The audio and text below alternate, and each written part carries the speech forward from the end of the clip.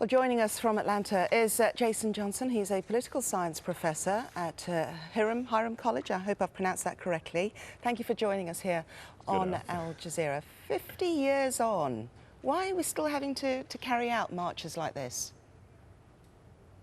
Well, there's a value because the 50-year anniversary of the Civil Rights Act of 1965 is on August 6th. So the idea is that they'll start marching, they'll sort of bring attention back to the issues that were presented by that Civil Rights Act, of voting rights, of equal protection, of housing rights, issues like police brutality, the kinds of concerns that America had, and specifically African Americans had 50 years ago, that are still resonating today, except on social media and 24-hour television.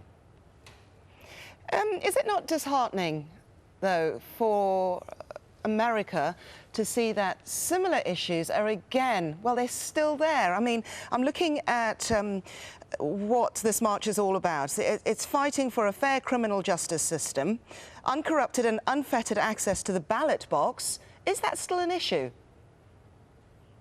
Yes, these things are still an issue. And you make up a very good point. Is it disheartening to America? No, not necessarily, because you had a lot of Americans who never agreed with the idea, and to this day do not agree with the idea that African Americans or women or Asians or Latinos are equal members of American society. So these are the kinds of battles that we still have. Have there been improvements since 1965? Most definitely. But there have also been attempts to push back very recently, especially under this administration. So these challenges will remain despite what's been accomplished over the last 50 years. So Mr. Johnson, is this march purely for African Americans, or are you hoping for a much wider reach then?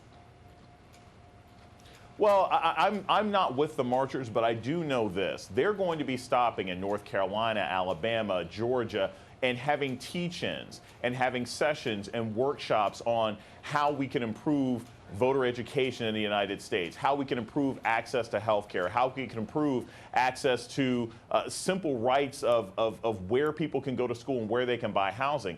I think those are concerns that all Americans have, and it's been very evident from what I've seen in the crowd so far that you have people there of all races, all religions, because freedom and equal access to everything that America has available, that's something that all Americans should be concerned with, even if African Americans have suffered the worst. Okay, looking there, people coming across the Edmund Pettus Bridge, I think you know what I'm going to say.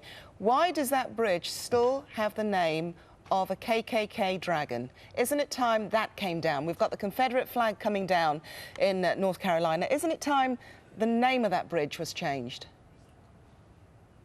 Well, there's a philosophical argument at play. There are many Americans of all colors who think that it should remain the Edmund Pettus Bridge, because if we erase the institutional racism of the past in the United States, it's much easier for people to forget about what it's taken for us to get this far. And there are other people who say it should be gone because we've moved past it. So I can understand why it's still there. It's not nearly as problematic as the Confederate flag is, and why that was taken down at so many different locations, because that was clearly just an example of an oppressive, abusive, breakaway part of the United States built on the abuse of African Americans. Okay, we could go on with this discussion, but we'll leave it there for now. Jason Johnson, speaking to us from Atlanta, thank you so much.